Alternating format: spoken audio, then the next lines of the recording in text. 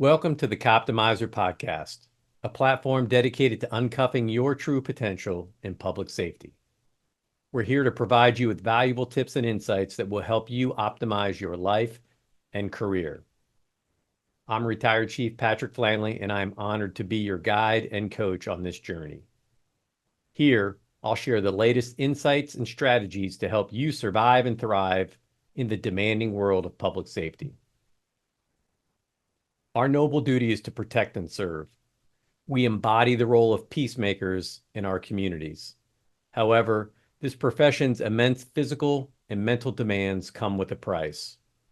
If we fail to take a proactive approach for our well-being and lead ourselves first, then the stress from the job can and will lead to poor health outcomes. We have all seen it play out. Not only does this impact our professional and personal lives, but it also affects our ability to fulfill this sacred duty. Like many of you, my journey has been filled with tremendous challenges, with highs and lows.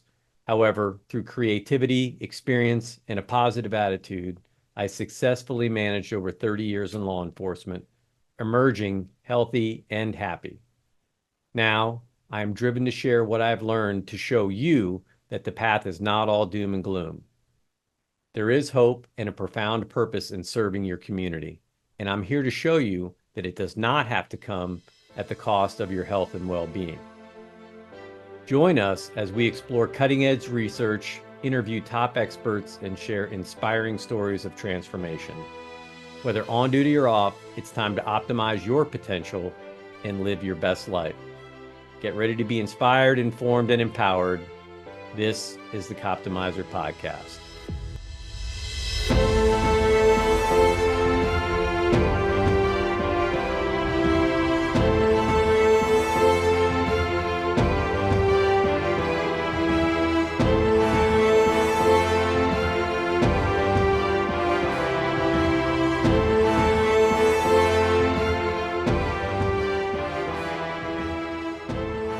Greetings all. Welcome back to another episode of the Coptimizer Podcast. As always, I'm excited. And even today, I'm excited. We're gonna get a little geeky about data, but I don't know. Optimization, cop optimization, it requires sometimes getting a little geeky. You gotta get down into the weeds and understand what the numbers are telling you. And today's guest is Pat Heffner. She's a retired police officer, and I'm going to let her give a little background on what she's doing now and talk a little bit about her career. But I want to frame everything right up front. Here's the big question, because everybody's crying for resources, right? Yes. Mhm. And that it's a huge issue. Recruitment, retention, it's an issue right now nationally. But I want to challenge us to think about this for a second with this big question. Are police departments really understaffed, or is it a matter of poor management and a misallocation of resources? I'll say that again. Are police departments really understaffed, or is it a matter of poor management and misallocation of resources? And if you're a chief and you're listening, or you're a law enforcement leader and you're listening and that just pissed you off, this is the podcast for you. Because we're right. And what great timing to have this conversation, because right now the country is up in arms about Doge, the Department of Government Efficiency. And this is a conversation I've been having for the last 15 years. It's not new to me. And I want to challenge some people's thinking right now, because oftentimes what appears to be a lack of adequate staffing and resources truly is a lack of understanding of how your current resources are being deployed and utilized. We're not understaffed, we're right staffed. And the question is, how do you know the difference? That's the big question underneath. How do you know if you're right staffed or if you're overstaffed? No one's going to complain about being overstaffed, and no one's ever going to admit that they're overstaffed, but we'll cry from the mountaintop, right, when we believe that we're understaffed. And maybe even for city leaders, municipal, state leaders, this is the time to start asking these questions of your police chiefs, of your sheriffs. When they start asking for more resources, oh, we're busy. We're too Mhm. busy. We're too busy. We're too busy. Okay, well, what are you busy doing? Are you Yeah. busy driving value for your community, or are you busy for the sake of checking boxes and making it through a day? Because if it's the latter, you're probably not understaffed, or maybe you are, but you're probably just not allocating your resources in the most efficient way. So, Pat Heffner, thank you for being here. No, it's a pleasure, and thanks for having me on. I am a data nerd. I can't say that I'm really great at it, but I enjoy reading about it. I enjoy understand trying to understand it. So I have a 32-year background in law enforcement. I started for a smaller Denver suburban department, Wheat Ridge Police Department. Worked there for 3 years, and then I moved over to the Lakewood Police Department, which is again a suburb that borders Denver, and finished my career out there. Just a wide variety of assignments, like most officers. You're on the street and patrol, you work detectives, you get promoted, you do the circuit with assignments as a sergeant, and then I was promoted to commander, and that's the final role that I had. Again, I worked a variety of assignments there. The two ones that I enjoyed the most was being in the comm center, managing the comm center. So I really got a feel for the CAD data. And then I was in professional standards for the last part of my career. And that had to do with some topics you've already mentioned: recruiting, hiring, trying to understand the staffing levels, blah, blah, blah. Um, I attended Northwestern School of Police Staff and Command in 2014, 2015. One of the topics that I really, as a student, it's like I'm kind of scratching my head going, I really don't understand this math process. But it was, we just had a staffing study done by a Northwestern guy, and he had since retired. And I just read through that report, dived in it, and really wanted to understand it more. And then, of course, then I was a student of it, and then now I teach it. And not being a real math person, I have no background in math other than the required classes. But um, we had a second staffing study done by the IACP. So we had two staffing analysis done, a little bit different methodology, but the voodoo is with those unallocated time, and how many of those officers do you need? With obligated time, we know that's based on the workload. You cannot change that. That's the citizen demand. So the voodoo is how many extra cops, if you will, do you need to do whatever? And that's really department busy. So when people are asked, do you have enough cops? If they don't have enough cops because of the workload, certainly they don't have enough cops. But it's typically not because of that. It's because they are not managing their resources well, as you asked in the first question.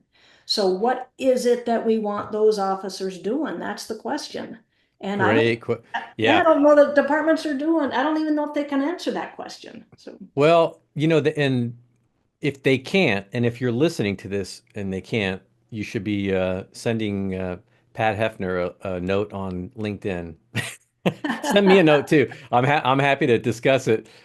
She's in a position now where she can help you, and I'll let her get to that here in a minute. But I want to back up just a second because I went through SPSC class. I was class 262 in 2008, and at the time I was lieutenant.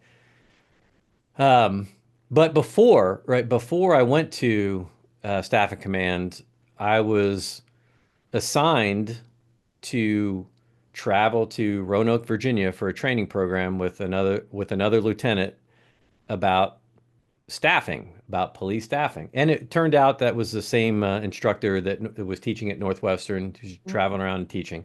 Mhm. And we were at the time we had originally when I came on, we worked 8-hour shifts. You worked 5 on, 2 off. And sometimes we bid once a year, sometimes we bid twice a year, meaning for those that don't know what that means, as a patrol officer, like one day a year, you get to pick, do you want to work day shift, afternoon shift, or night shift?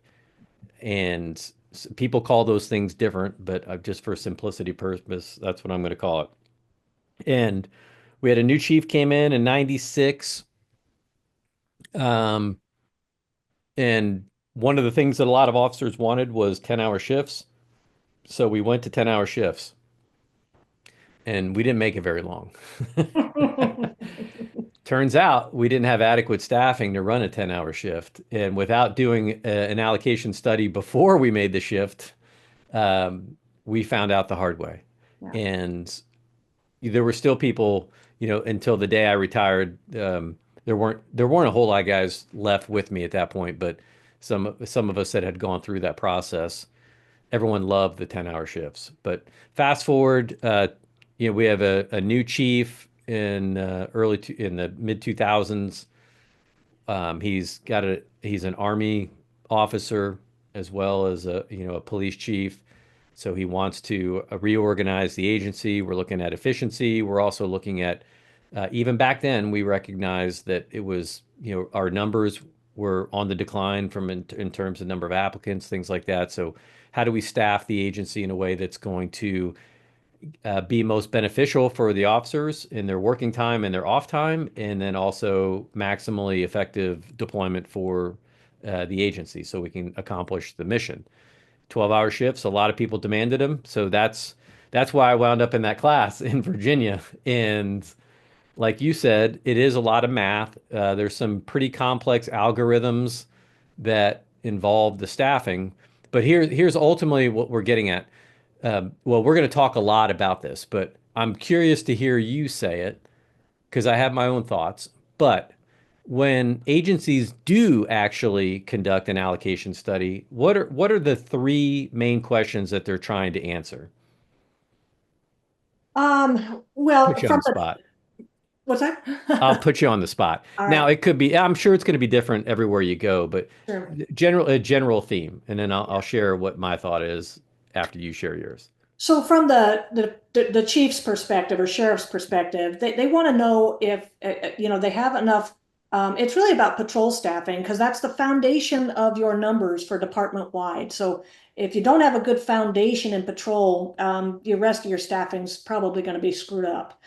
So the main question is, do we have enough officers? And that's the primary question. So the consultant is going to ask, well, what are your kind of performance goals? And they're going to steer that question towards the unallocated time and how many additional officers do you What's need? explain real quick, what is obligated time? What is Yeah. unobligated time or So unallocated time? Yeah, obligated time is any time a citizen calls and needs police services. So whether it be on a non-emergency line or an emergency line, they need a police officer to handle a problem, either report a crime or there's a crime in progress or whatever. But they call, they need a cop.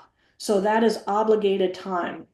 Or if there's a crash that occurs, that's obligated. We have to respond to those situations and deal with them. Unobligated time is the rest of the time. So when the radio is quiet and there's not that demand for a service from the citizens, the officers are driving around. We think we want them to be certainly, but they should be doing some things that are directed by the chief, sheriff, or the commanders, or whoever is responsible for specific goals. So maybe some of those goals are, hey, I want a certain number of PR contacts. So go into the businesses and contact the business owners and just kind of get a feel for what's going on.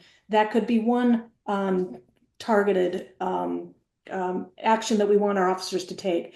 Another one could be just I want you making some traffic enforcement in a particular area because there are a lot of crashes there. So you're trying to prevent those crashes by doing enforcement. But the enforcement itself, that is unallocated time because again, the citizens aren't on the phone calling.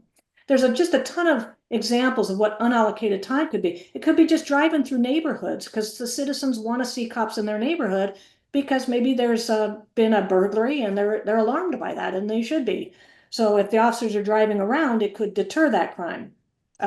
So those are just a few examples of the many things that officers could be doing with that free time. I think the challenge is that there's a lot of challenges.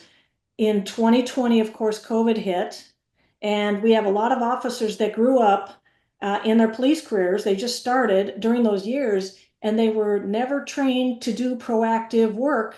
They don't know what it is because during that time, everybody was kind of on a stand down mode.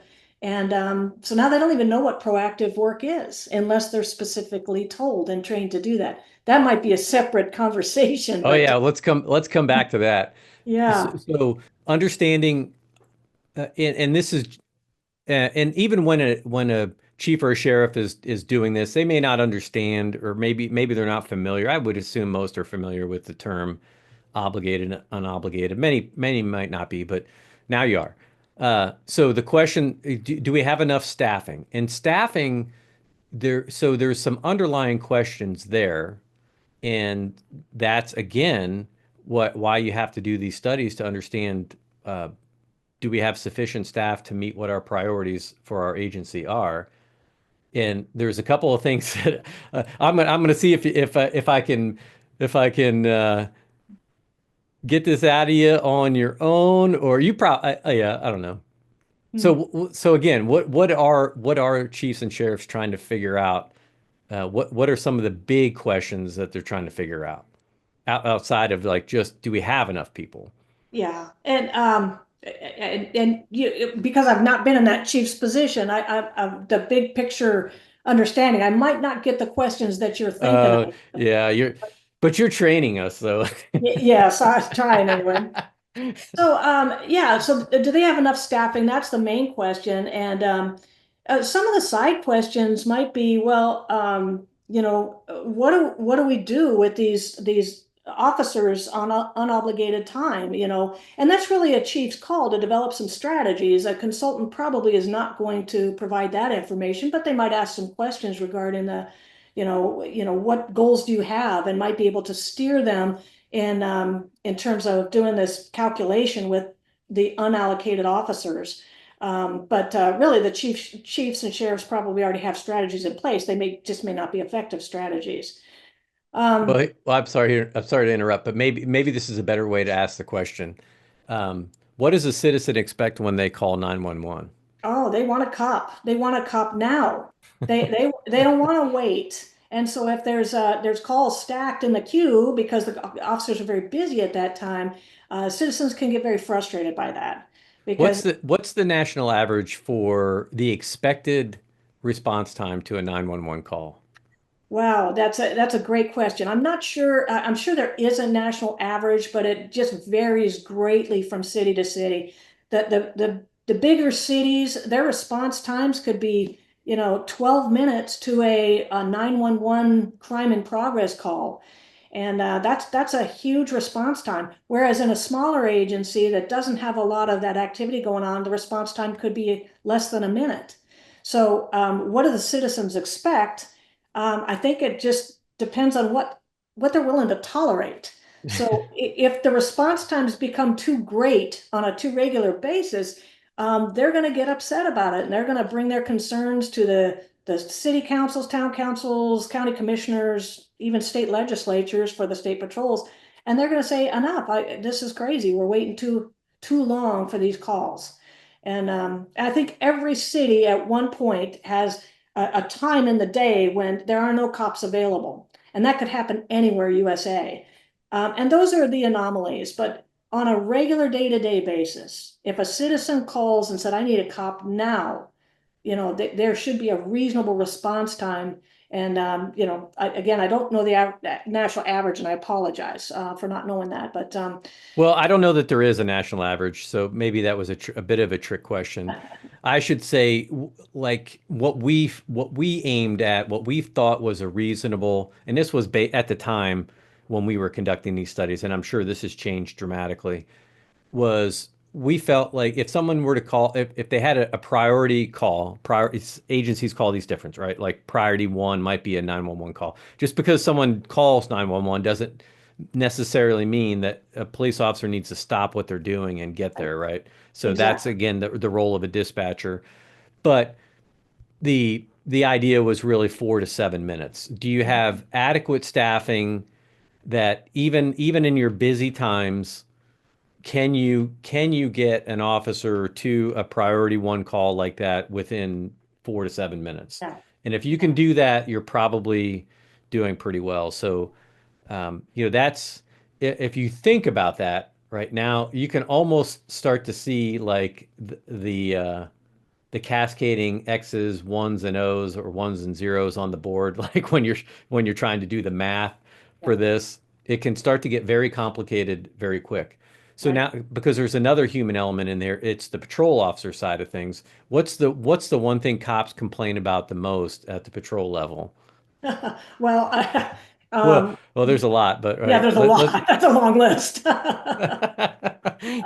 I'm too busy. I don't have enough, they complain about a lot of stuff. God bless them. But yeah, we're too busy. I'm getting there as fast as I can. There's too much traffic. I mean, yeah, I don't know. I can't pare that down for you. so I'll put it this way. So at the end of the night, at the end of the shift, let's just say you've got 30 officers working, and 10 of them always walk out of the door on time. 10 of them are always there for about 2 or 3, 4 hours typing reports and doing all the paperwork. And then the other 10 just kind of oscillate somewhere in between. No. Uh, I think you can kind of see where I'm getting. Yeah. But it's workload distribution Yeah. is what Mhm. I'm boiling this down to. How do we balance workload so we're not overworking Mhm. certain elements in our police department? And again, primarily we're going to be discussing patrol, but this really does apply to anyone inside the organization, in any organization, quite frankly. But we see this a lot. Like young officers tend to be very hard charging, very energetic, very enthusiastic. They can't believe they're getting paid to do the job. Well, it used to be that way. I think it's kind Yeah. of shifted a little bit now, but you would do anything, right? And so sometimes you didn't mind running call to call for your 8 hours, and then it's just you just don't get to turn off the lights and go home. Now you Mhm. got to make sure all the paperwork and everything's buttoned up. So now well, nowadays it's sitting in your squad car. Mhm. Before Right. we had even those efficiencies, which I think is an important consideration, and this is again part of the conversation I want to have today is technology is providing advanced opportunities to become more efficient. Yeah. There is some real benefits to that, but there's some real danger to it as well. But on balance, on par, when you're looking at an allocation study, do we have enough resources to get officers to an emergency call in an appropriate amount of time? And are we doing it in a fashion that balances the workload across our entire shift so we're not overworking one person or another? So those are some of the questions, right? And we'll get into this, but really, um, when I ask chiefs or when I ask sheriffs, how are things? It's busy. Mhm. It's busy. Okay. Mhm. Um, what are you busy doing? Like, can you give me some details? And that's where, Yeah. people that have done the allocation studies that are dialed into this, they'll tell you. I mean, and they'll tell you down to the call. And they'll tell you what their obligated time is per officer.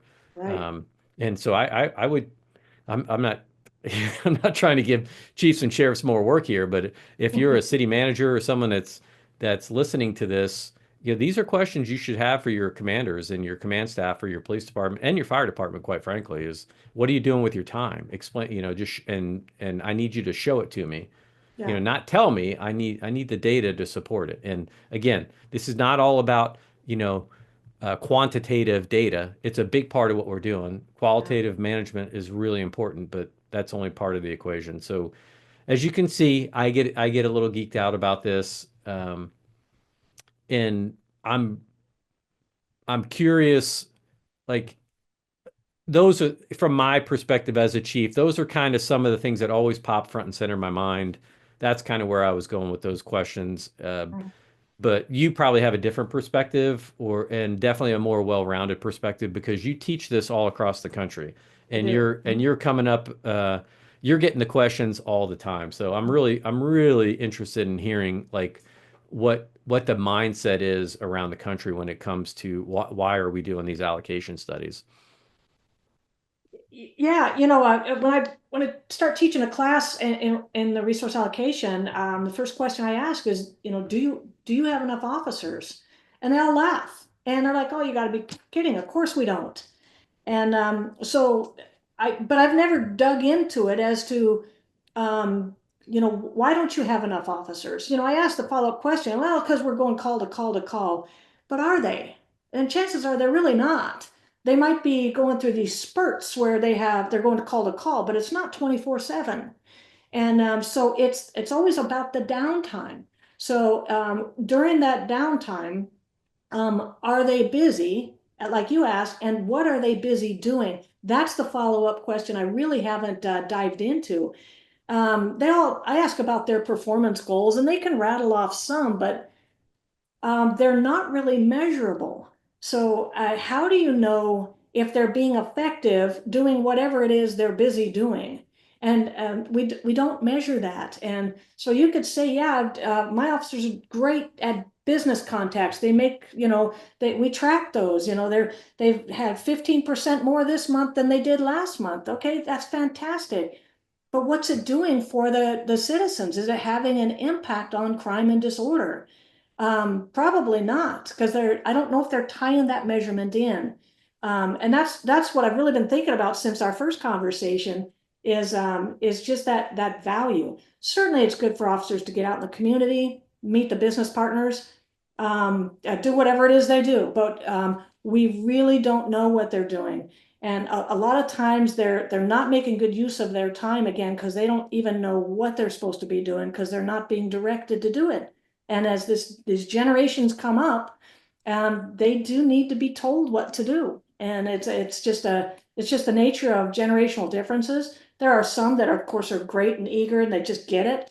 But there's others, it's like whether it's, I hate to use the term writing tickets, taking enforcement doesn't need to be writing tickets, but make the traffic stops at least. So again, is that having an impact on traffic crashes? That's what we're not good at the measuring of. So the question always boils down to, what are the officers doing with that free time? Okay, we don't really have a good feel for that, and that's unfortunate because that is they always demand officers based on we need our officers free to do proactive police work. Okay, what is that?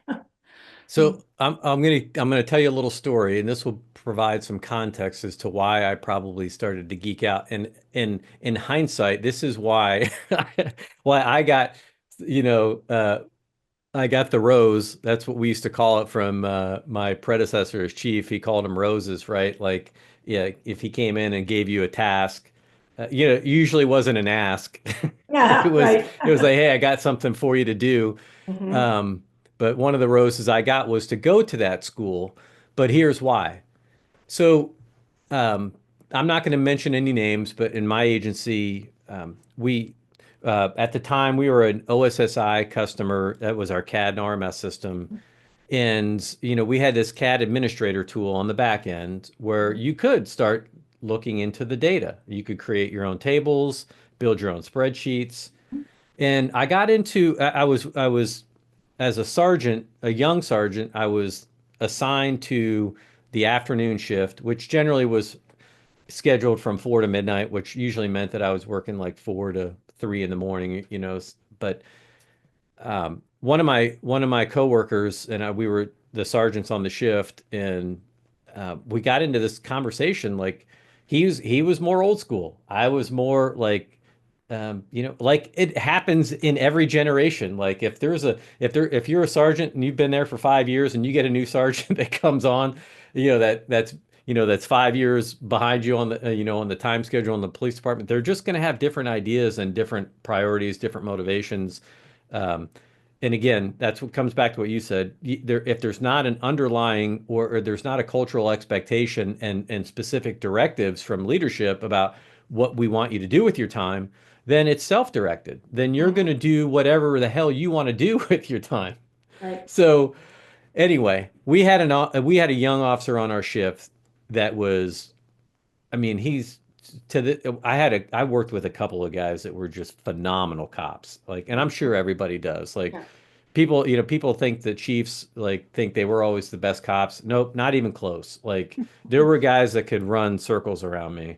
They were so busy, so disciplined. Yeah. Um, and I had a great level of admiration for one of these officers because he was making twice. I mean, we had officers that were in the 60, 70 to 80 range for DUI arrests in a year. And Mhm. we had one that was doubling everybody. Mhm. And so the old time sergeant, of course, so now we get back, this is where allocation comes in.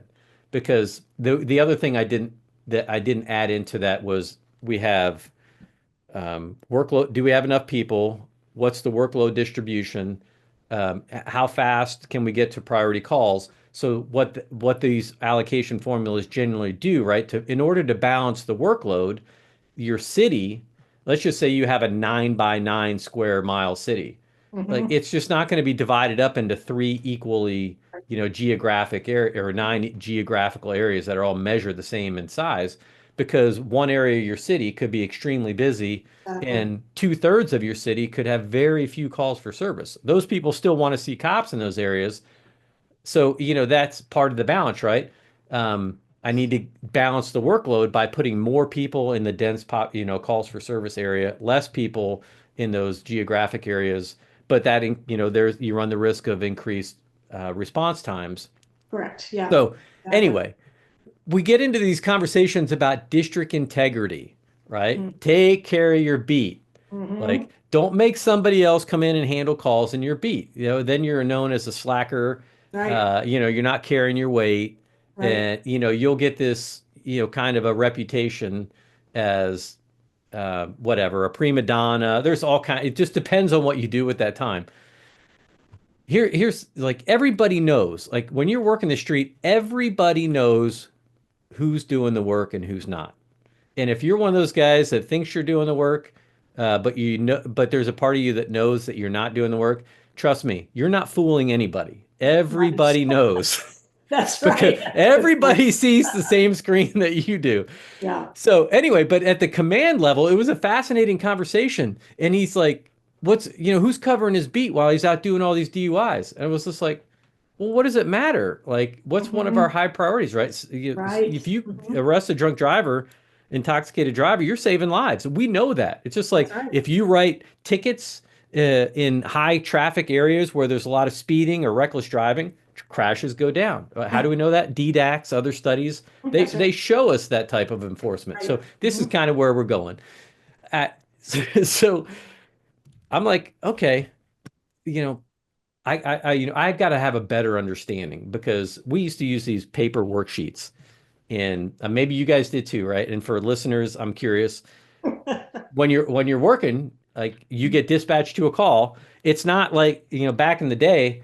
Nowadays, you just hit en route on your CAD, right? And it marks your time. The time's coming in, it's getting time stamped when Yep. dispatch receives it in CAD.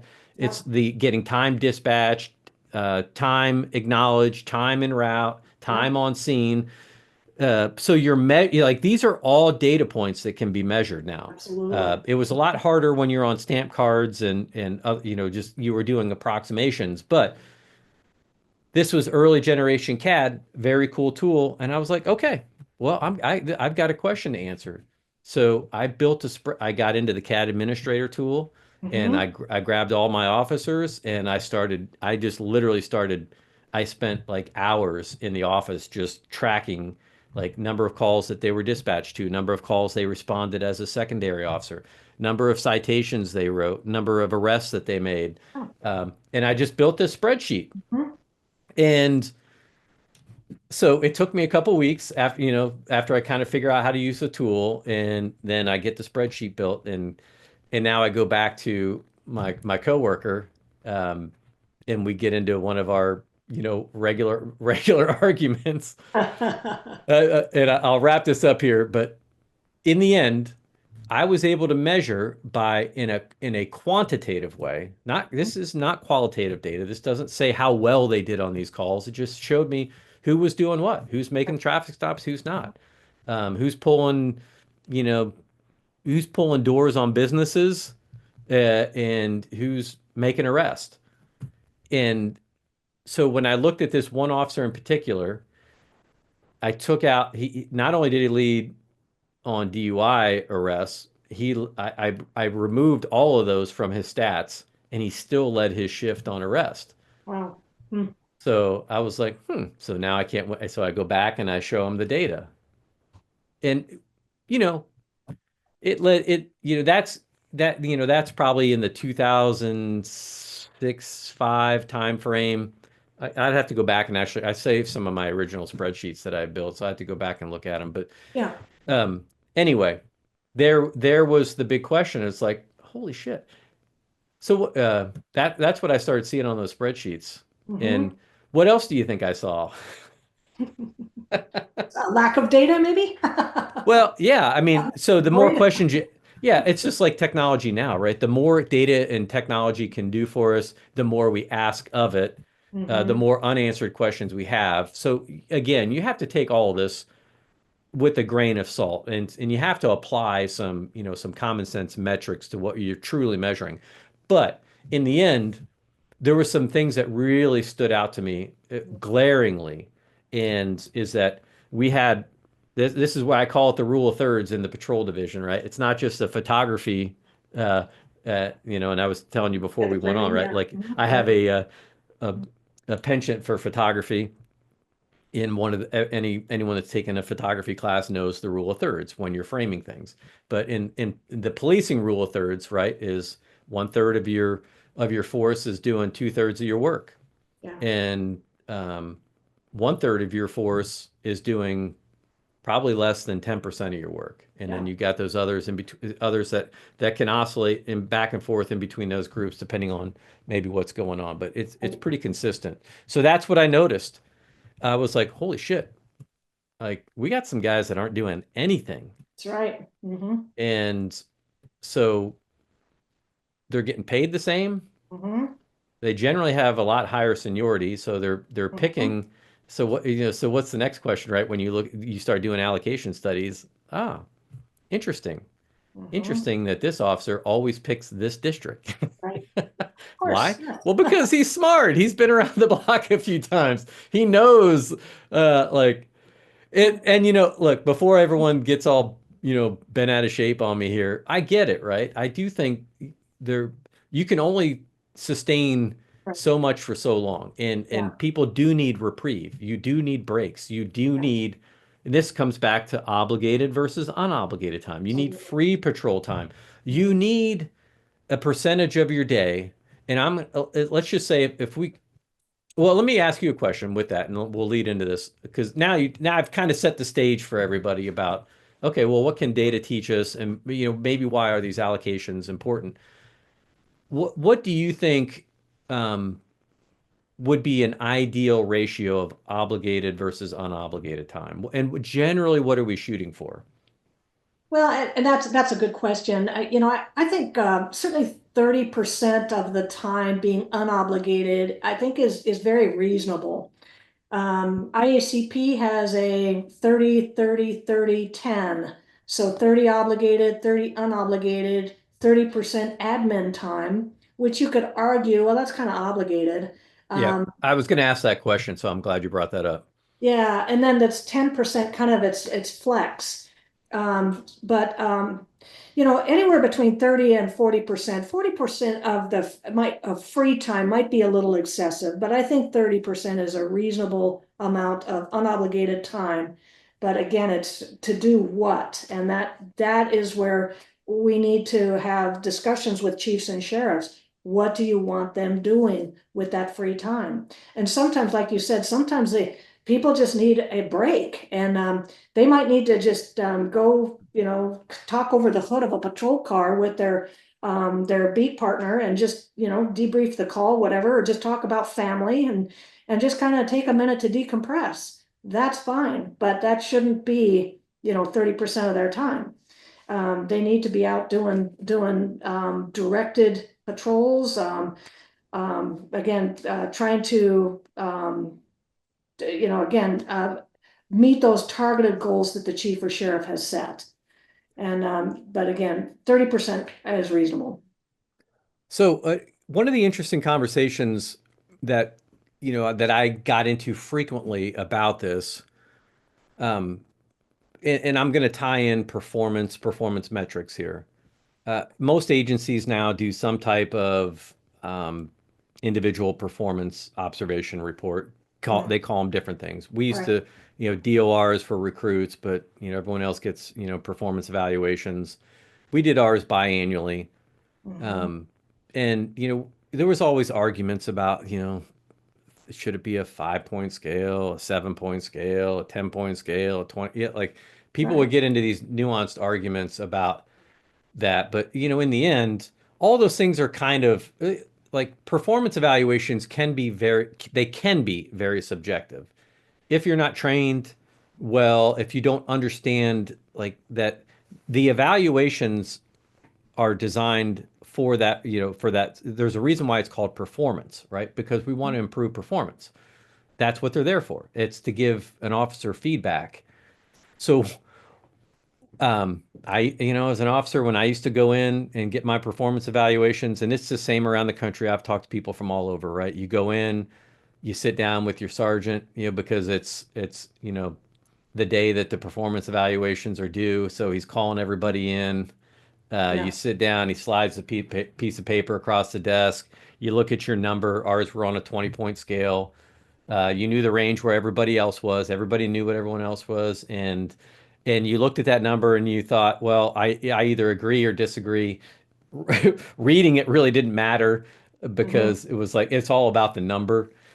Mhm. And then you would sign it and you would walk out. And maybe you would Mhm. have a conversation, maybe you wouldn't. Yeah. It was all depended on your supervisor. But it's kind of one of those things I told myself is like, look, when I do these things someday, uh, I'm gonna give people feedback. Like Mhm. I actually want to give feedback. So I built those spreadsheets. Mhm. And so when an officer would come in and sit down, I would slide the spreadsheet across the desk. Mhm. And I didn't block out names. I didn't hide anything. I was just like, hey, find your name on there and take a look at that. Take a few minutes to look at it and tell me what you think. And that was a very eye-opening experience for a lot of people that I worked with. Some appreciated it. Mhm. Some got instantly defensive, very angry, and oh, it's all about numbers now, huh, Sarge? It's all about numbers. Mhm. No, it's not all about numbers, but numbers do tell a pretty good story. Does. Um, Mhm.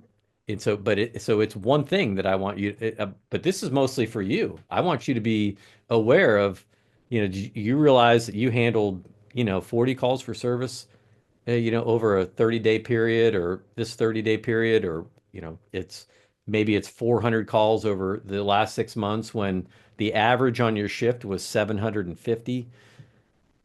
Like, why is that? Like, Yeah. are you handling all the complex calls that require a lot of time, a lot of, and they should know. And a supervisor should also know. So again, it's not just about numbers. But in any case, I say this because what are you doing with that free time, that free patrol time, that time where you're driving around the city?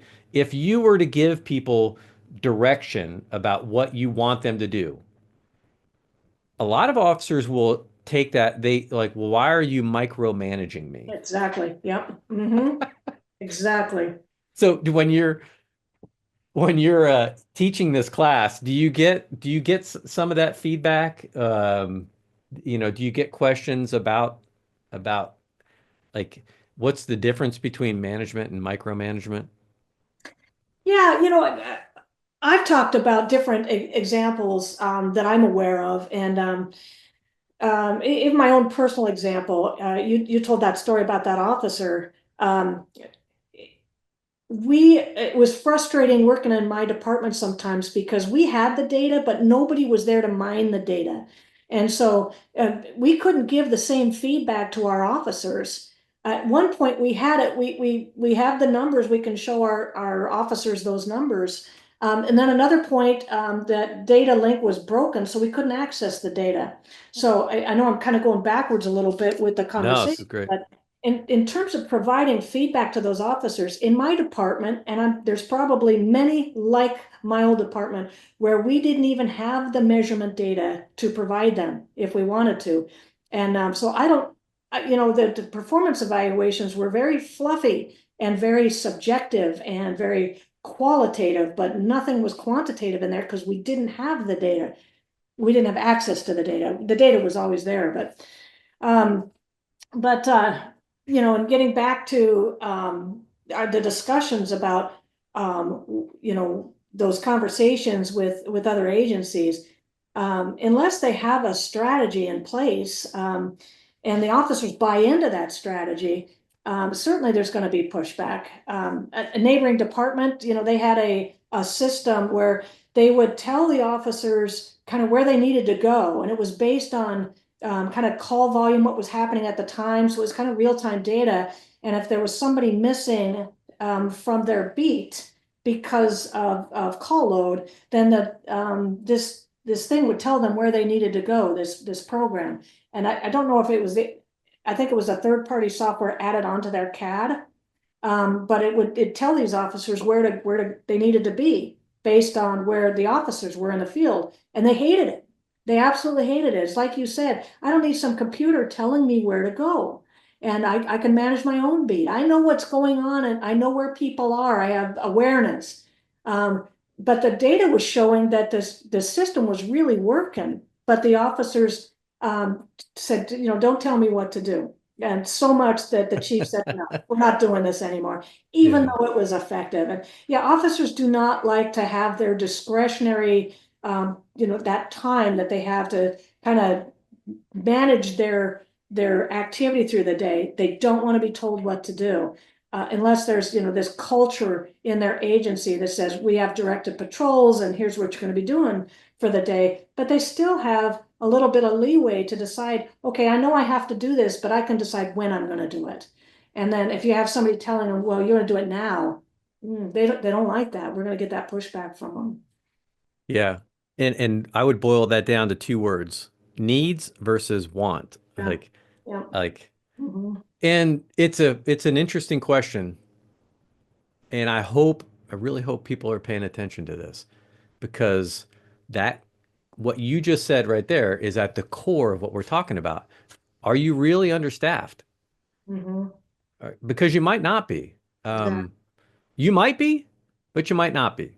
Yeah. And if you have, let's just say, it doesn't, this is all scalable, right? It doesn't matter the size of your agency. It doesn't matter if you're a 10 officer agency or a 5,000 officer agency.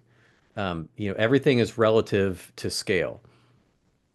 And this is the interesting thing. Like, what is it about police culture that creates this idea, this impression, this expectation for a young patrol officer that once you get through your training, nobody nobody should be telling you what to do anymore. Right. Like you don't need to be directed anywhere. Like you're now this autonomous um, officer that gets to decide how you're going to use your time and what you're going to do. And anyone that tries to tell you otherwise is now getting in the way and is a micromanager.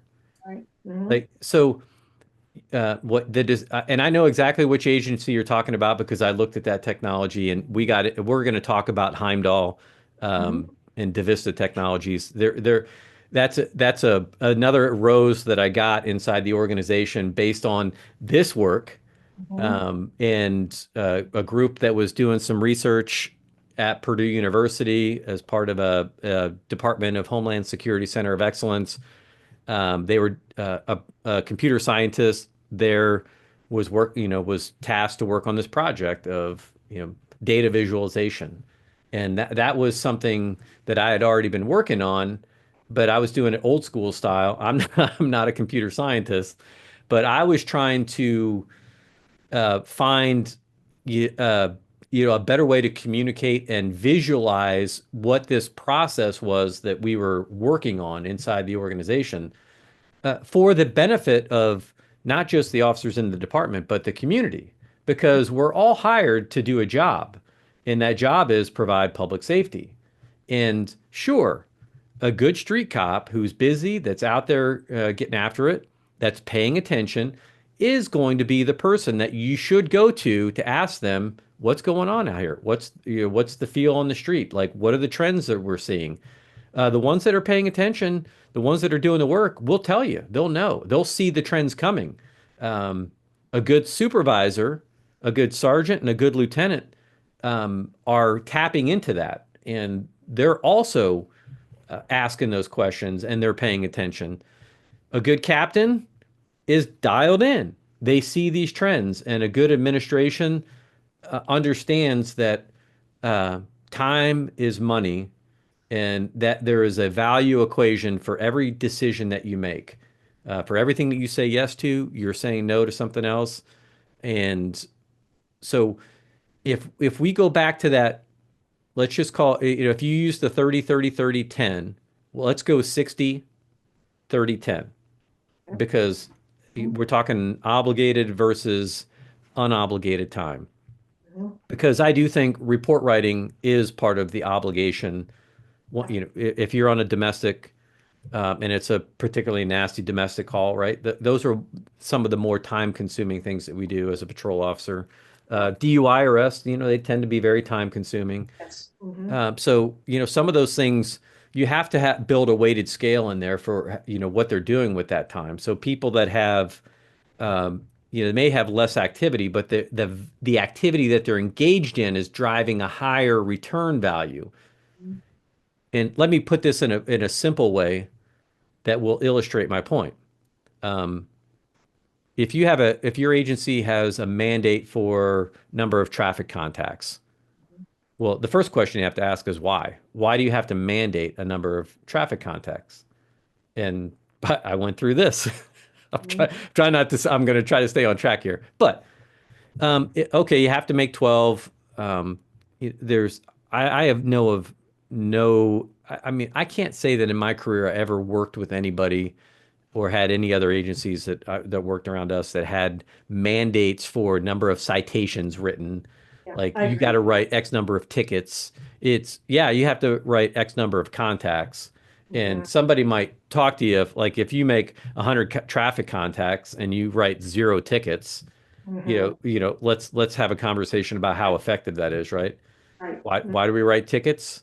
It's not a punitive process. It's a behavioral change process. Here's Exactly. the law.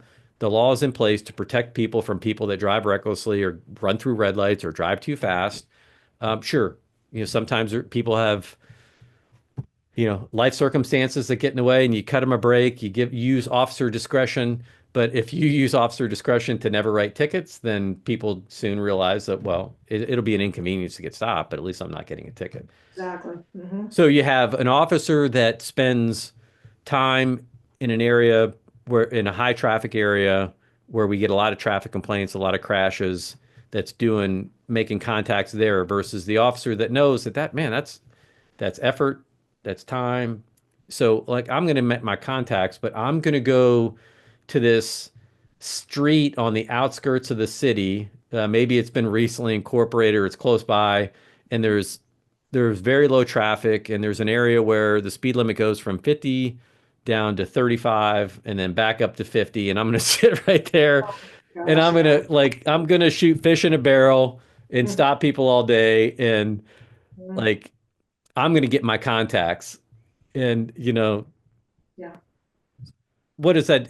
Obviously, what are we accomplishing with that, right? Other than pissing people off. Like, really? That's it. That's what you're doing. Like, hey, officer, can you tell me how many crashes we had on this stretch of highway in the last 60 days or 90 days? Zero? Okay. Mhm. So why are you doing traffic enforcement here when, a half a mile away, there's been 50 crashes and we've got no tickets? Right. Uh, So, I mean, there's my point. So, Mhm. I'm not saying there's not some benefit to doing stops in areas like that, maybe it's a route where people are trafficking, trying to avoid the police or something. So Sure. you might Mhm. get some good dope stops or something out of that. But anyway, the point being, yeah, I mean, it's a conscious decision. And so if you have that 60% of your time that's based on your agency, calls for service are coming in, you're running call to call. If you're working a 12-hour shift, that, what we're saying right there is 7 of your hours are going to be obligated. Just we know that on average every day, 7 of the hours that you're here, you're going to have very little discretion or zero discretion about what you do with your time. Right. But for Mhm. the next 5 hours, those other 5 hours, um, you do have some discretion. And so that becomes the challenge then. And this is again where data can help us, but where are our problems? What are our top 5 problems in a beat? And so now we can task officers and say, we want you to spend your, let's just say, 15% of your free patrol time in this area. And these are the 5 things I want you to focus on. Instead of them, pulling behind the stop and rob, after they're done with their reports, opening up Netflix on their laptop and Mhm. and then when a call gets dispatched out in the area, they look at CAD, they're looking at their MCT or MDT, whatever you call it, Mhm. and they're looking where everybody else is. They know where the call is. And then they're strategically deciding when they should roll out, so they can be second on scene. I'm not first, so I don't have the paper or the body, you know? Right. Exactly. There's all the little games and nuances that get played in the patrol division over Yeah. time. So what I would say is like a long way of saying management versus micromanagement. It's self-management versus, yeah, it's having the discipline to and the drive to go out and do the things that are actually going to improve public safety, improve the conditions, lower the problems that you've recognized that you're having, versus avoiding them as much as possible, as frequently as possible, as long as possible, until you're forced to actually have to do something. And then if you only do the minimum amount, just to answer, oh, I got to get busy. I got to be available. I got to make myself available. So I don't want to get tied down on a report here because there could be a real emergency coming next. So I got to make myself free. And then we kick the can down the road. And Mhm. so the problem just keeps getting kicked, keeps getting kicked. And I'm sure this is not, unique to policing. Um, I better shut up. I'm on a long ramble there. I know rambling. I know rambling well. Yeah. Um, So go yeah, I ahead. mean, I'm really curious about your thoughts on that. And, what am I missing? Like, what's the element here that, like, besides maybe like a patrol officer right now, I think I'm missing the element of compassion and care. Well, no, But that's not true.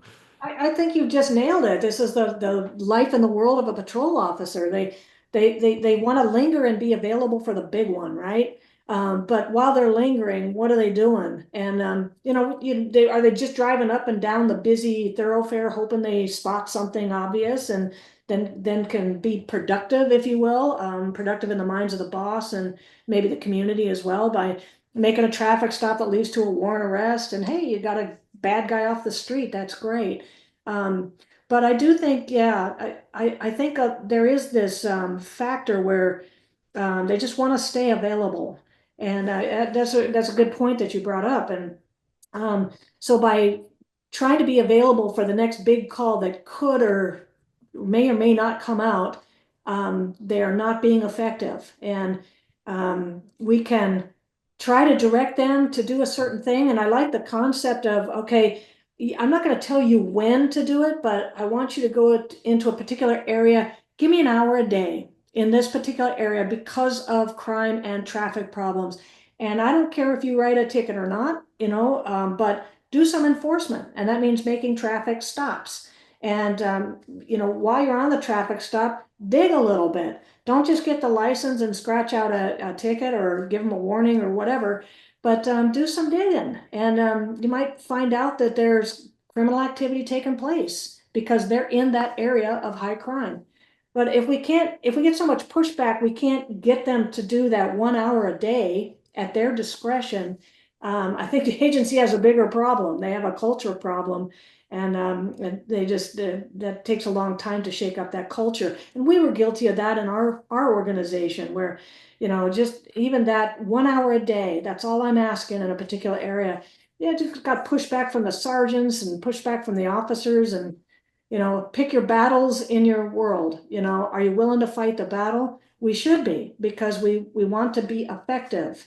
And if we're not holding those officers, holding the sergeants accountable to that directed patrol, or again, whatever strategy you have in place, we're just spinning our wheels. And I would argue that certainly you have more than enough cops if they're driving around and making themselves available. That's not what we should be doing. So I don't know what the true answer is in terms of what they should be doing. That could be very agency specific, but yeah, I think overall we are very, very ineffective in terms of having those officers be productive. And again, we have to define, well, what is productive? And that could be anything from, I hate to put traffic tickets because that we're getting into quotas there. And I didn't deal with quotas. I don't think any department I know of had a specific number of tickets they had to write, but you can do the comparison with their peers. And so it's what you did. You showed them the data of productivity with all the people that worked on that shift or that team. And so they can look and they can see, oh, okay. But it's, comparing them to their peers rather than a set number by management.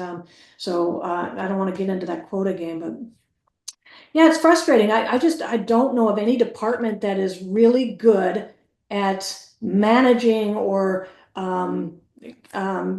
evaluating that unallocated time. I don't know of anybody that does it. So anybody listening, if you're doing it, please contact either Patrick or myself, and because I'd love to know. I'd love to know what you're measuring, and is it effective? What you're doing, is it effective? Well, it's a good segue.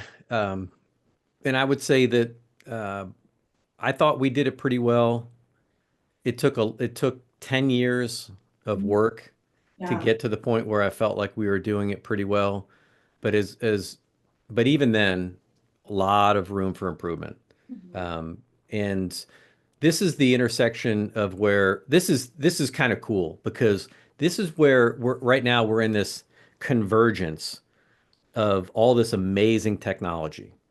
Just joking yesterday on a LinkedIn post, right? Like when we switched to Axon Records back in 2020, 2021, we were going through training, and we had 4 hour training blocks to learn to go from our old CAD system and record system to this new record system.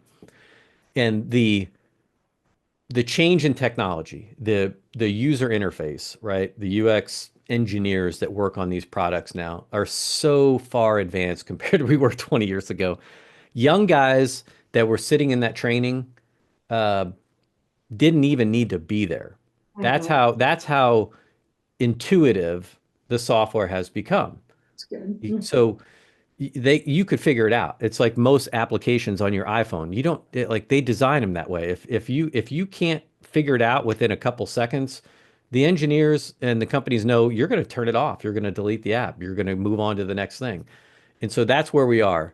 But I made a joke like in 1995 when I started, we were using typewriters, and you typed a department number one, your typical, run-of-the-mill call was on an 8x10 index card, pre-printed, but your majors, anything was basically a UCR part one crime that was gonna, that involved a felony arrest or something that had to go to detectives for follow-up.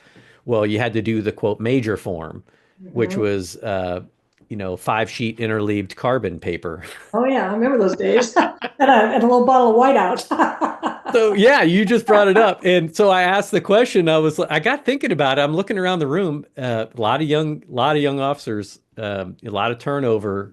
From 2012 to 2022. But I asked, like, hey, how many people in here know what whiteout is? And people like white. They were thinking like A there's a blizzard? whiteout right now, like because Yeah, it's right. snowing and windy out. Yeah. And I was like, holy shit. And I was like, well, then surely I was like, if you don't even know what whiteout is, do I even need to ask what carbon paper is? And I Nope. mean, and there were a couple old timers in the room with me at the time, but they're like, and we got a chuckle out of it, but they didn't even know what carbon paper was. And for those that are listening, like it's these sheets that go in between, That's right. uh, there because that was the original copy machine. Yep. The Mhm. problem with those was like on the carbon sheets, like if you had a supervisor that was, a red ink supervisor, and you Yeah. made a mistake on the top copy on the original, that had to be corrected underneath. Yep. So imagine like after you're done typing your report, now you got to go. You can maybe hit the back if you had like a good typewriter, you could hit the backspace correct button. That's And right. at least fix it like not but you're not dipping into the ink under the like onto the paper itself and then typing over it too soon before it's dry and then you screw the whole I, thing. I'm having flashbacks here. PTSD. I know. I Report I writing. was I was literally laughing out loud to myself yesterday as I was typing this little response on LinkedIn. But um, point being, technology's come a long way, and these interfaces are so far advanced. And the next evolution that's coming with this is the automation of processes. What AI is never going to replace a cop. It's not. But I mean, it is going to change the way that we work, and it is going to provide us opportunities to grab efficiency because the answer to better policing isn't less reports, less time typing reports. It's more data. It's Mhm. more because the more data you have with a back end system that can take that data and make it actionable by connecting dots that 10 years ago we were not connecting. Right. That's the true that's the true user advantage moving forward. And we're just not teaching it well. We're just not getting this message across to I think young leaders.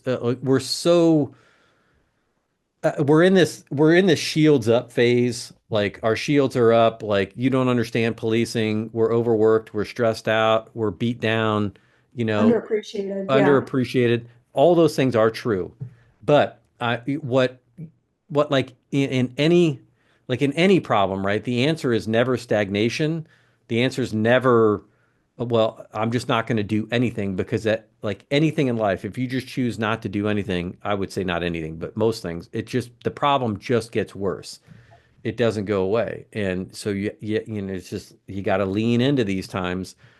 And that's where there's some huge opportunities to leverage this technology that's coming. The example we were talking about, Heimdall, is doing a lot of these things.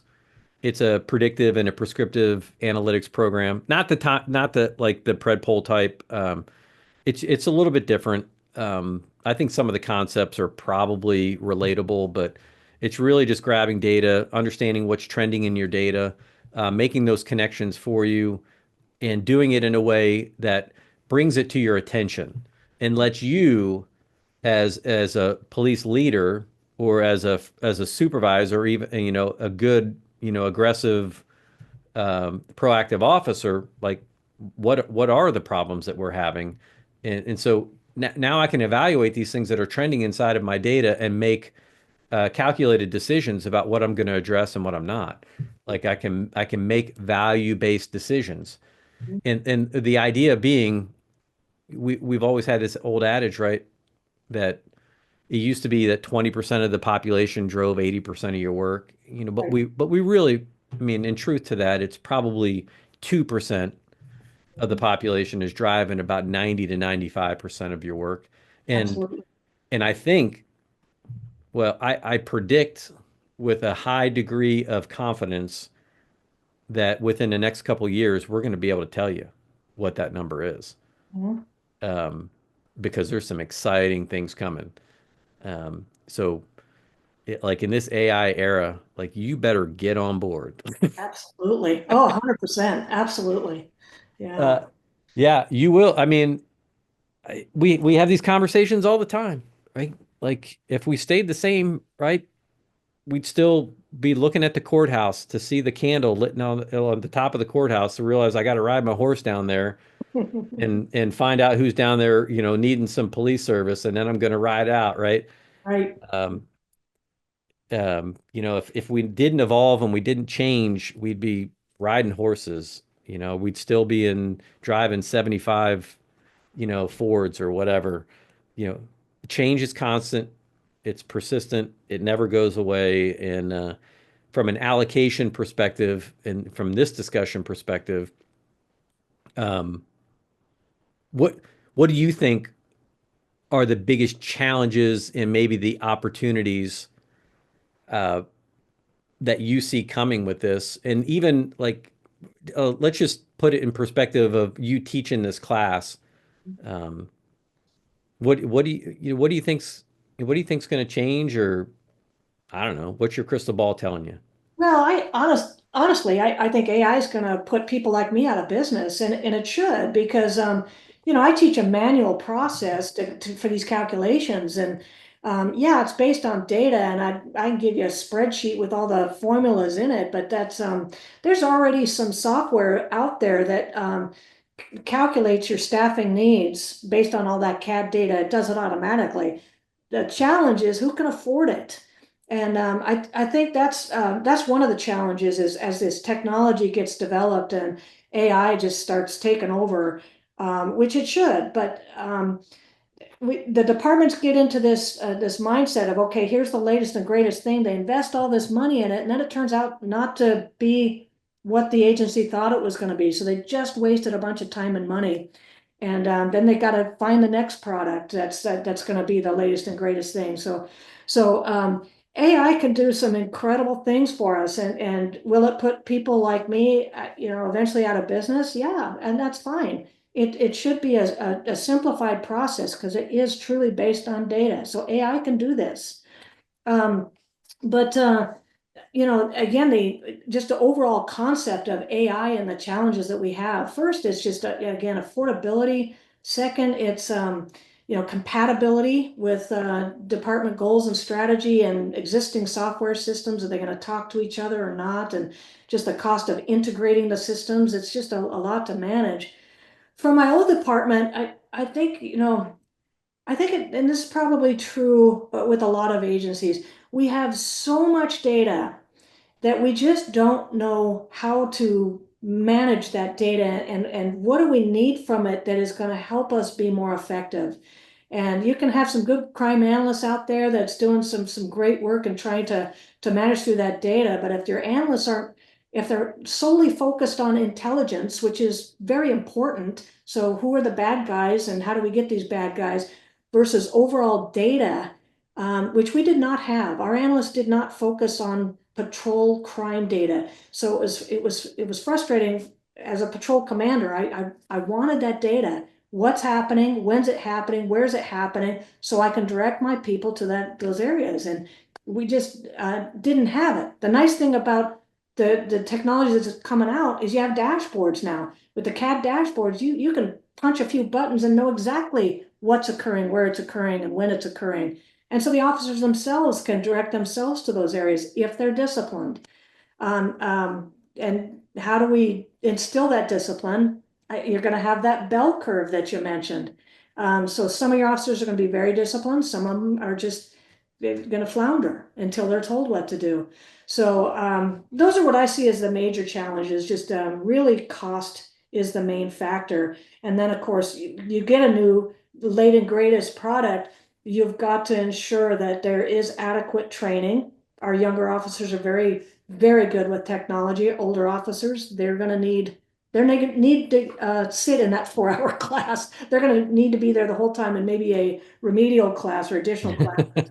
But yeah, so um, cost, training, integration, understanding, those are the big ones. Okay, so before we'll start wrapping this up here in a minute, but again, for people that maybe think that I'm not compassionate, don't care about the officer on the street, that it's all about data and automation. Look, there is a human element to policing that can never and will never be replaced. Yeah. When someone is a victim of a crime, especially if a violent crime, something that's very personal, they need a person standing in front of them that has compassion and empathy, that understands what they need and understands what the needs of the agency are, so we can find and bring to justice whoever perpetrated, you know, the wrong. But that doesn't mean that there aren't opportunities for us to leverage some of these new changes that are coming and these things that we can grab advantage of.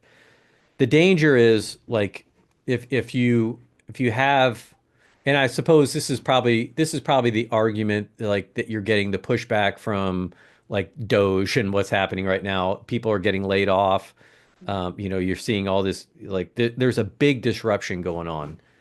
And um, from a policing perspective, there are agencies that are completely overwhelmed. They are understaffed. They don't have good technology. But at the root of it is resources. Like they're not resourced appropriately. They're not given adequate funding to prepare their officers for what they're going to encounter. And here's the truth.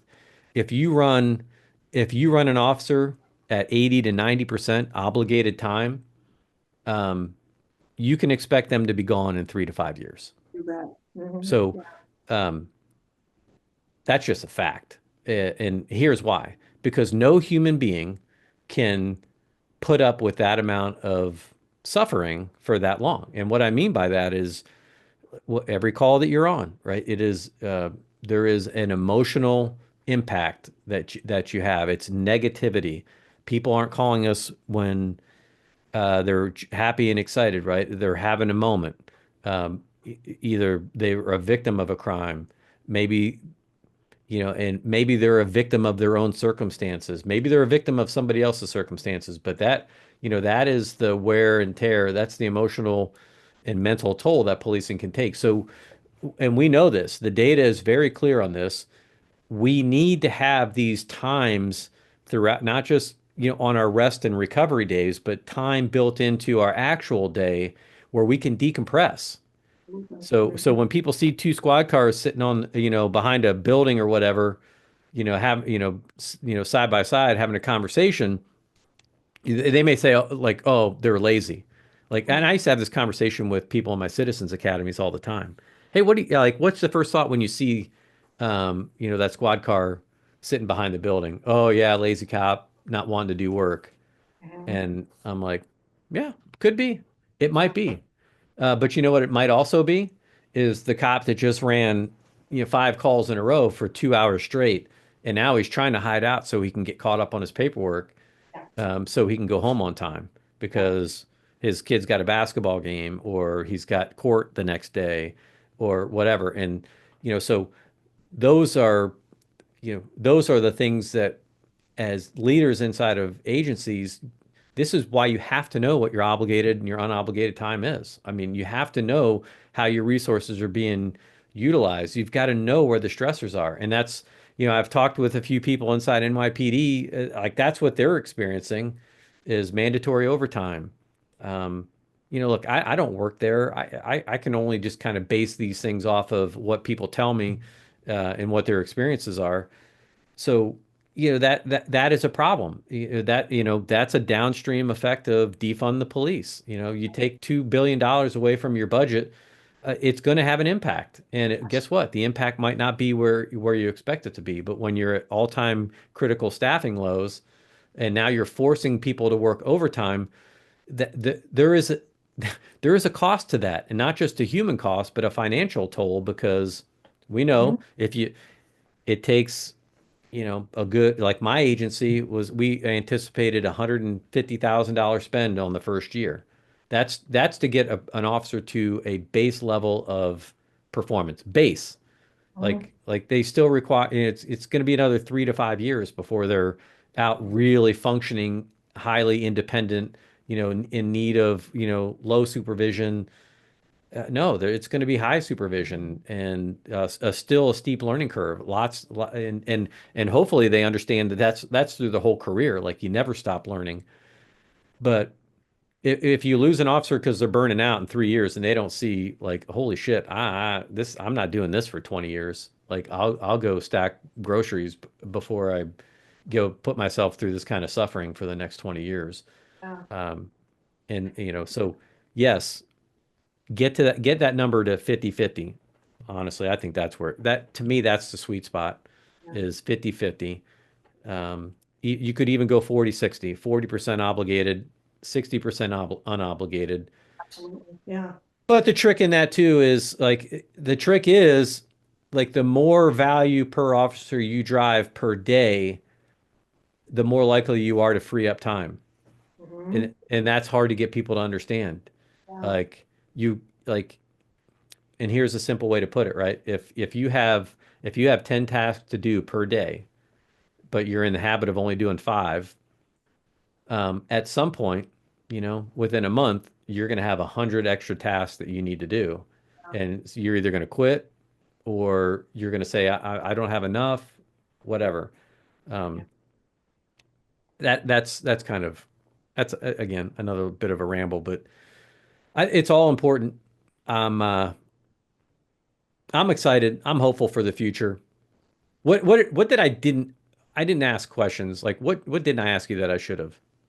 Well, I think yeah, you asked a lot of great questions. I think my answers maybe not didn't cover your topics well enough, but in terms of allocating the officers, there's a whole topic of beat design that we didn't even get into, but you mentioned it, and you kind of covered it. Geographical areas that are super busy, and other geographical areas that are super slow. There are some departments out there that are getting away from beats. So yeah, instead of having assigned officers, the officers have discretion on where to go. That could be very problematic for some agencies because the officers are either going to swarm to the busy beats or flee from them, depending on, if they want to work hard or not.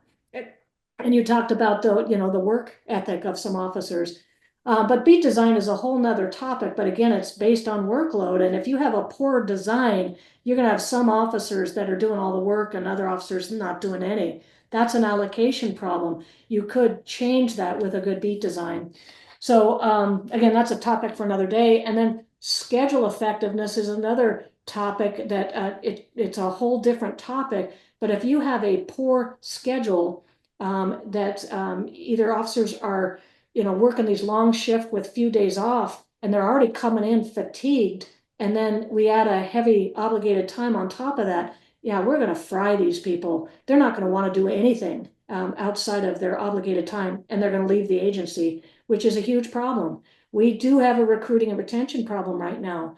And so whether or not we have enough staffing in a department is the question of today. But they have minimum staffing levels that are set by policy or by practice. And if they're not meeting the minimum staffing levels, they're going to have to backfill with overtime. So they may have enough officers in their department, but something's going on where they're forcing people to work overtime. That's another burnout factor. And that if you're mandating overtime, it could be a staffing level, but it could also be a scheduling issue as well. So there's just a whole nother areas of topics that we could go into. We just don't have the time today. Well, I love that because there's this Coptimizer, cop optimization. I like the individual organizational optimization piece. But don't take it to extremes, folks. If you're always chasing optimization, then you're going to miss some of the easy things that are right in front of you.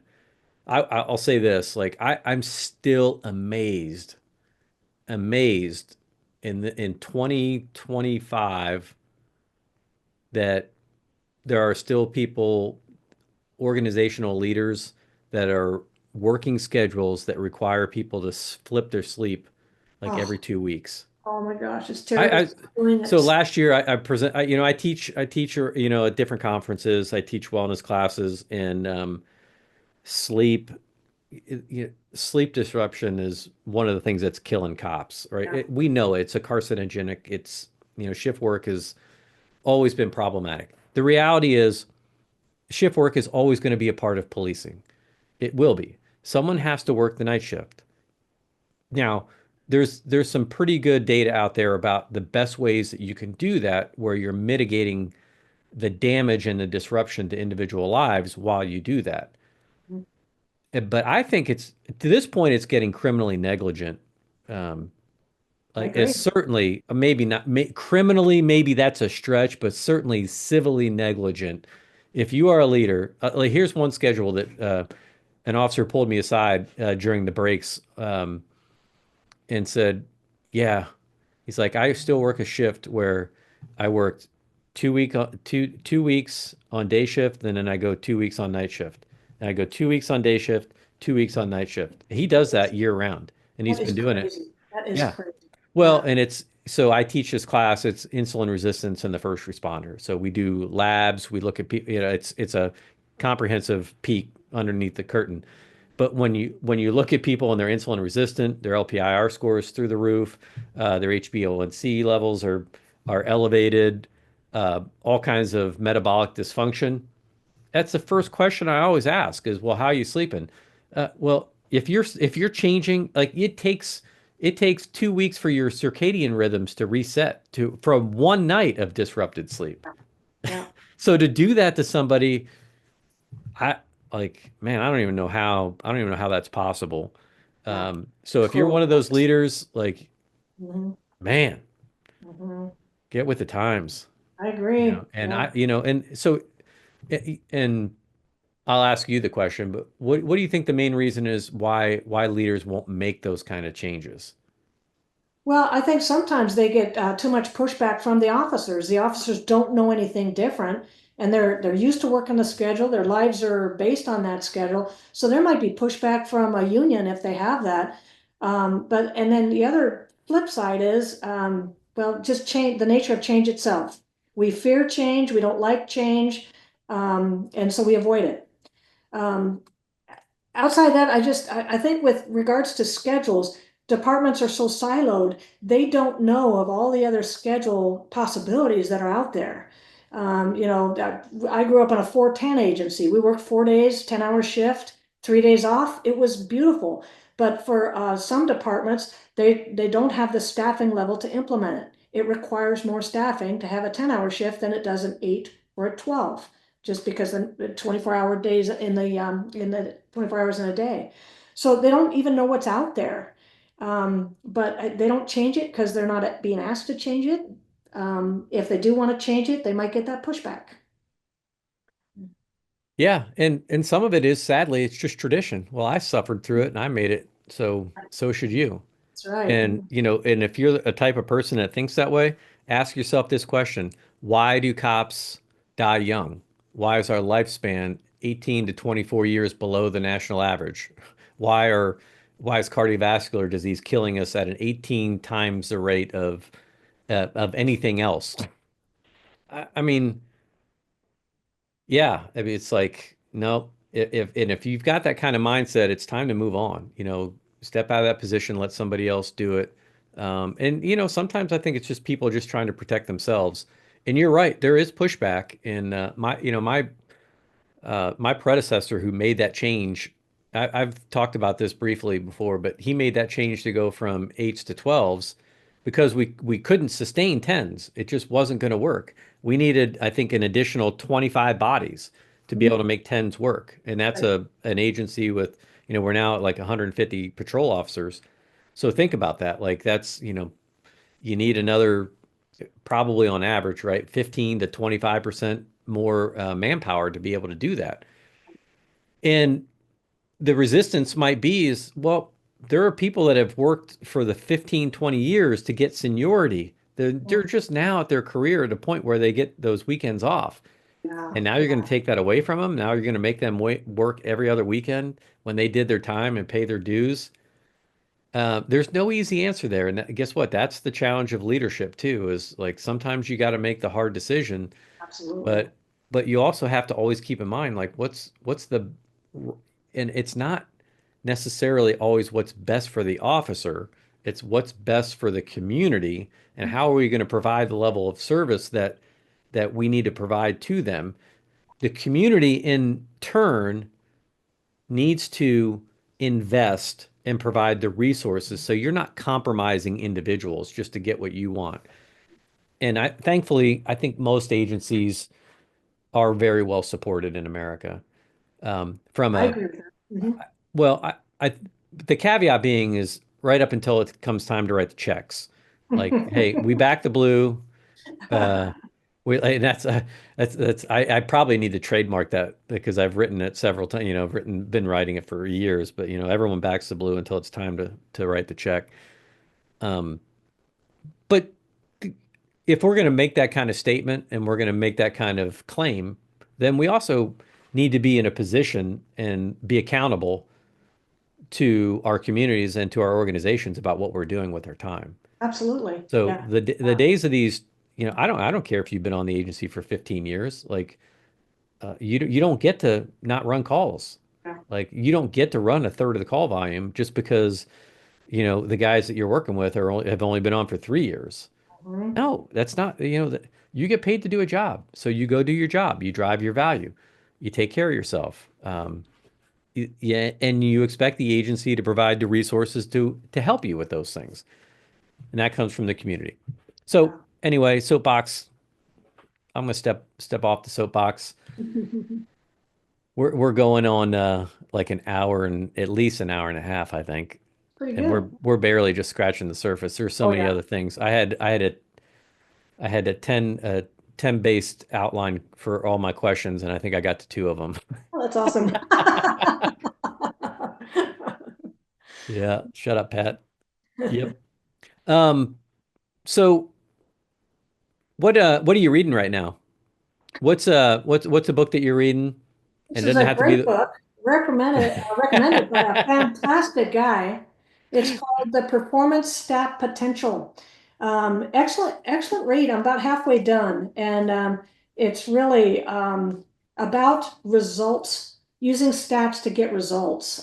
So I read this book. This is really fantastic. So there, I'll get off my soapbox. Yeah, that's a good one. I recommend that one a lot. And that again, to always a tip of the hat to Bob Bain, who wrote that book, professor at Harvard. But his work with the legend of the Comstat legends, Jack Maple, Bill Bratton, Mm, and it's the history behind Comstat.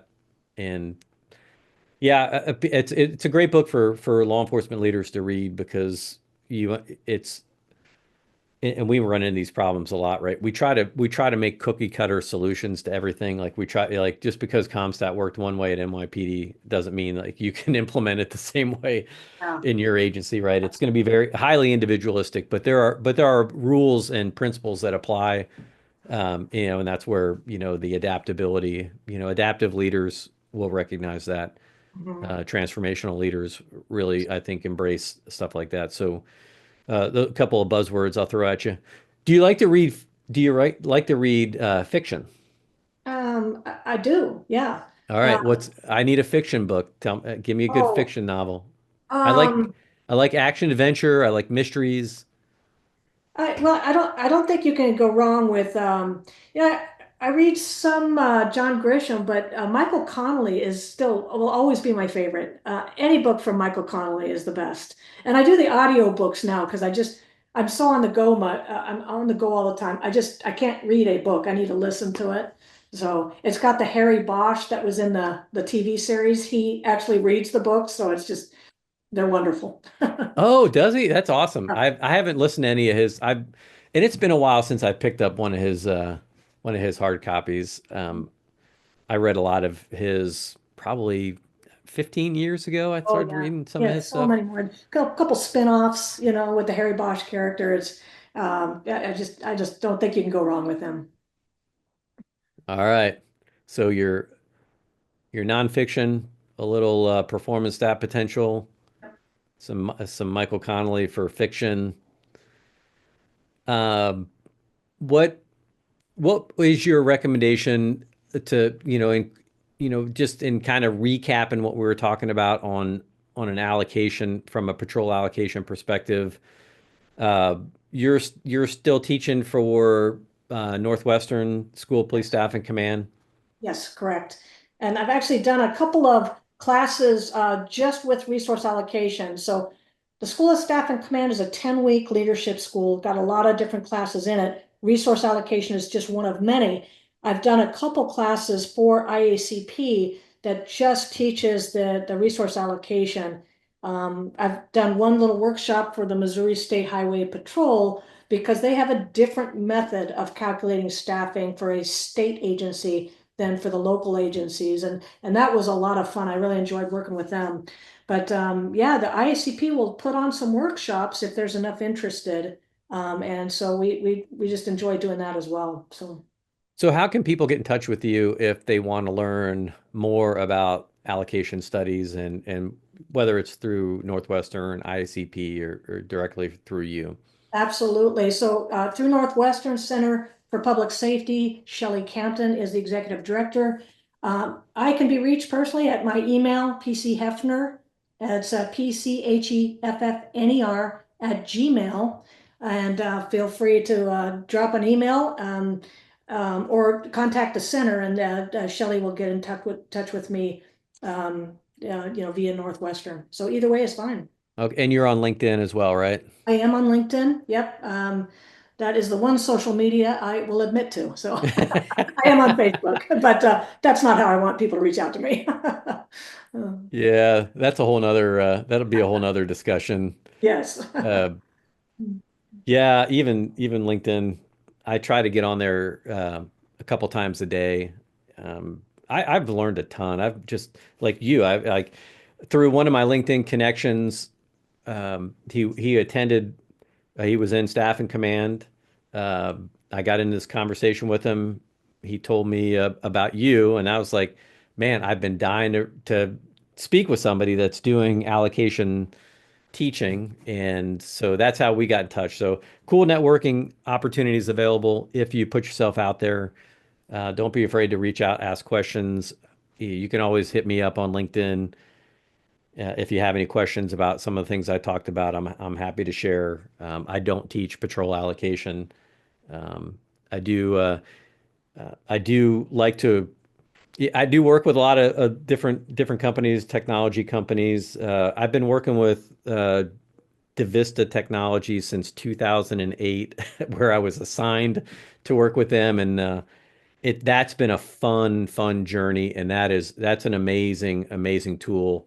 We're actually going to have them on the podcast here soon Nice. and talk about some because they're doing some cool things too on using their proprietary algorithms also from a school safety perspective.